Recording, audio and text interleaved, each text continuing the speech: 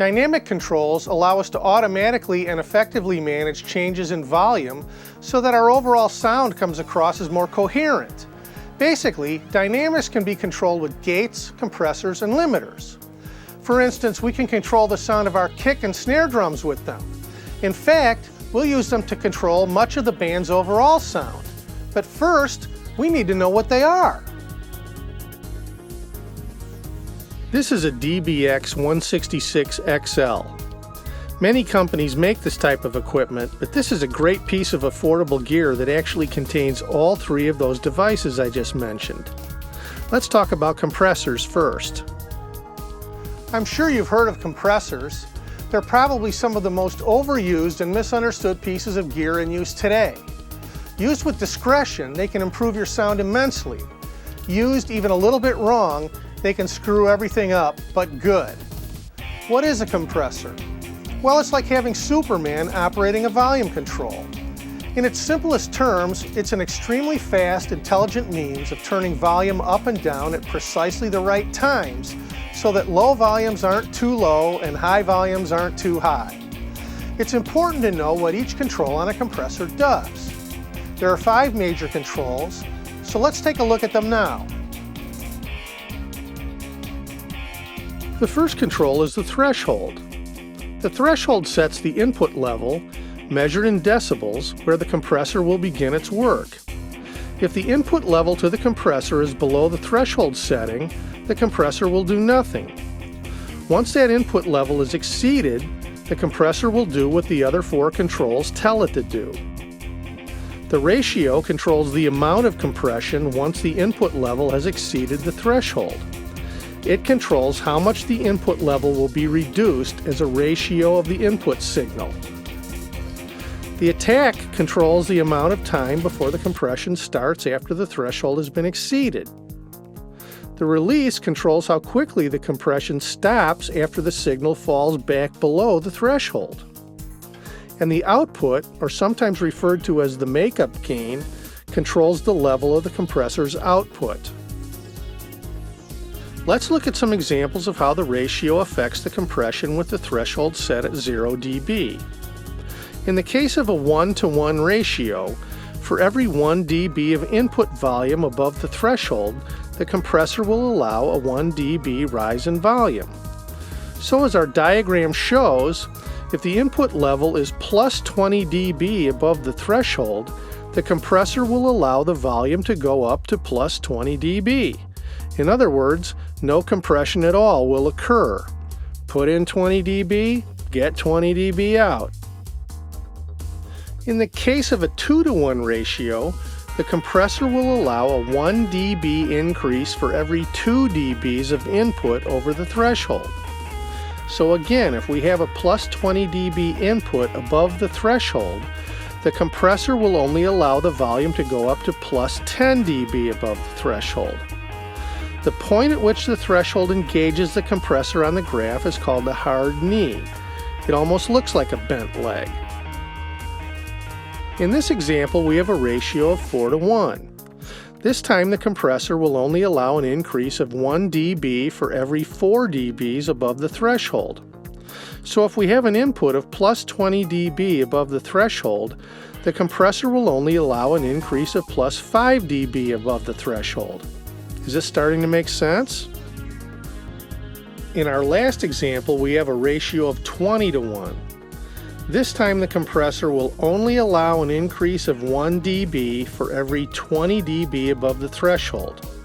So if we have an input of plus 20 dB above the threshold, the compressor will only allow an increase of plus 1 dB above the threshold.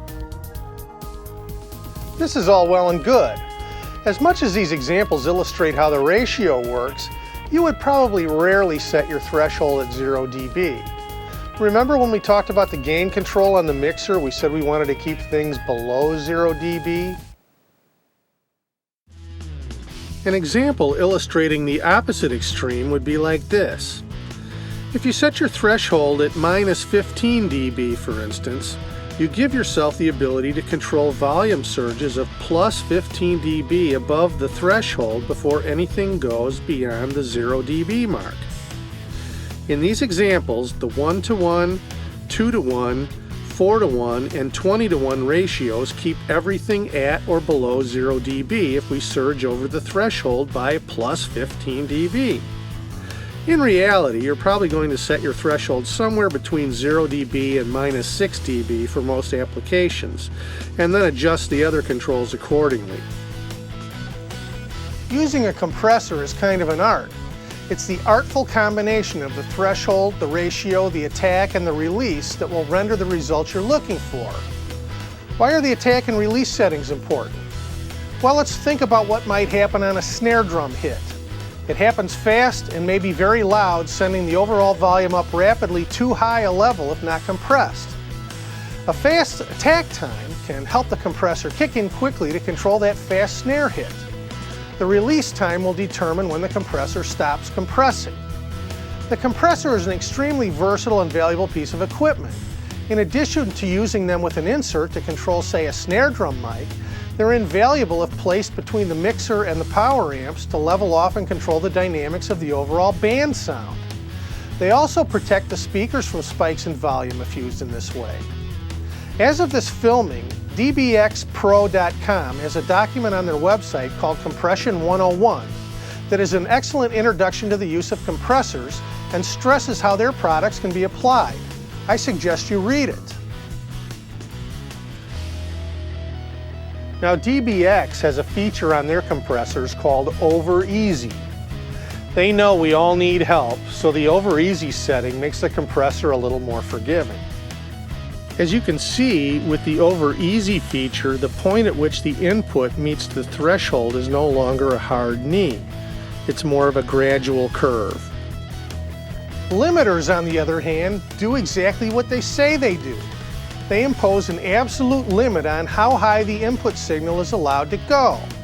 If you set a limiter at, say, minus 1 dB, the signal level will never exceed it, ever, no matter what. They're used extensively between the mixer and the power amps to ensure that the signal going to the speakers never exceeds where you set it, thus making sure that a quick increase in volume doesn't blow up your speakers. Gates provide another valuable level of control for your sound. Just as a compressor limits how high a signal level can pass through above the threshold, a gate is a device that will not allow any signal to pass through the system which is below the threshold. This has many applications if used judiciously. A noise gate can make sure that cymbal crashes are allowed to fade out to a predetermined volume before being cut off completely, thus preventing the cymbals trail off from lingering too long. Or it can make sure that no accidental guitar noises are heard if the guitarist brushes his strings when he's not playing. You have to be careful when setting up your gates. If you have the threshold set too high and you suddenly play very quietly, the entire sound will be gated and will vanish completely. So if you're not sure, err on the side of a more liberal threshold and allow a little more sound through. Engineers master using this equipment over a period of years. Like I said, it's an art and it's worthy of the effort you apply to it. But don't think you're going to learn it in a few minutes. You really need to experiment, and if you do, I guarantee you'll get good results.